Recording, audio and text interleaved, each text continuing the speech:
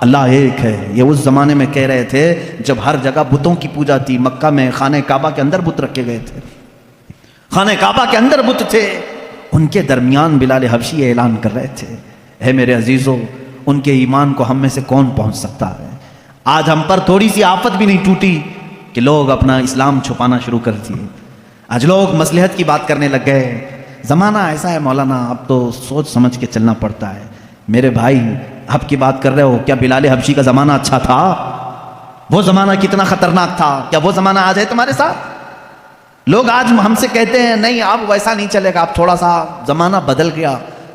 اب زمانہ بدلا نہیں، یہ اللہ کا شکر ادا کرو کہ اب بھی اللہ نے تمہیں سجدوں کی اجازت دی ہے، یہ مہلت رکھی ہے، آزادی ہے آج بھی، پھر بھی تم مصلحت کی بات کرتے ہو۔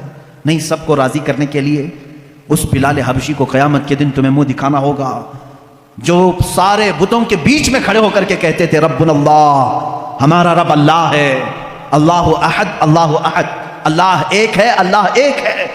انہیں مارا جاتا تھا، اتنا مارا گیا حضرت بلال حبشی رضی اللہ تعالیٰ عنہ کو کہ پورے جسم میں اس کے داغ تھے، پورے جسم میں داغ تھے۔ اور ایک صحابی حضرت یاسر رضی اللہ تعالیٰ عنہ، یہ تو یمن سے چلے تھے اپنے گمشدہ بھائی کو ڈھونڈنے کے لیے، یہ آئے مکہ میں بھائی کو ڈھونڈنے کے لیے آئے تھے، ان کا ایک بھائی گم ہو گیا تھا، لیکن جب رسول کریم صلی اللہ علیہ وسلم کو دیکھے تو واپس نہ جانے کی بات کر کے وہیں ٹھہر گئے۔ وہ یمن کے رہنے والے تھے، کہا کہ اب اس زمین کو چھوڑ کر نہیں جاؤں گا، کہ اس لیے کہ اس چہرے کو دیکھنے میں آنکھوں کا ایک سکون ہی الگ ہے۔ وہ اپنے گمشدہ بھائی کو ڈھونڈنے کے لیے آئے تھے، حضرت یاسر رضی اللہ تعالیٰ عنہ ایمان لائے، اور وہیں پر ان کا نکاح ہوا حضرت سمیہ سے۔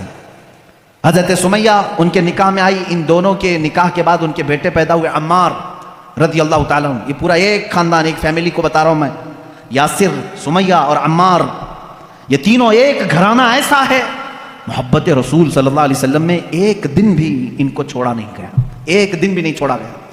یہ مکہ کے ابتدائی حالات میں بتا رہا ہوں آپ کو، جب حضور اکرم صلی اللہ علیہ وسلم کے صحابہ میں صرف 40 صحابہ بھی ابھی نہیں تھے، اور سخت ترین اذیتیں کفار دیتے تھے، جہاں کسی کو پاتے اور خبر ہو جاتی کہ یہ محمد صلی اللہ علیہ وسلم کے دین پر آ گیا ہے، اس کے ساتھ بہت برا سلوک کرتے تھے۔ حضرت سمیہ کو ابو جہل نے ایک بار پکڑا اور گھوڑے کے پیروں سے باندھ دیا۔ کیسے؟ گھوڑے کے سامنے کے دونوں پیروں سے ان کے ہاتھ باندھے، گھوڑے کے دونوں پیچھے کے پیروں سے ان کے پیر باندھے اور گھوڑے کو دوڑایا۔ جب گھوڑا دوڑتا تھا تو ان کی ہڈیاں سرکتی تھیں، ایک ایک ہڈی ٹوٹتی چلی گئی۔ اس وقت پورے مجمع میں لوگ تماشا دیکھنے کے لیے کھڑے رہتے تھے۔ اللہ ان کی مرقد پر گہر باری کرے۔ سیدہ سمیہ رضی اللہ تعالیٰ عنہ اس حالت میں بھی کہتی تھیں اللہ احد اللہ احد، اللہ ایک ہے، اللہ ایک ہے۔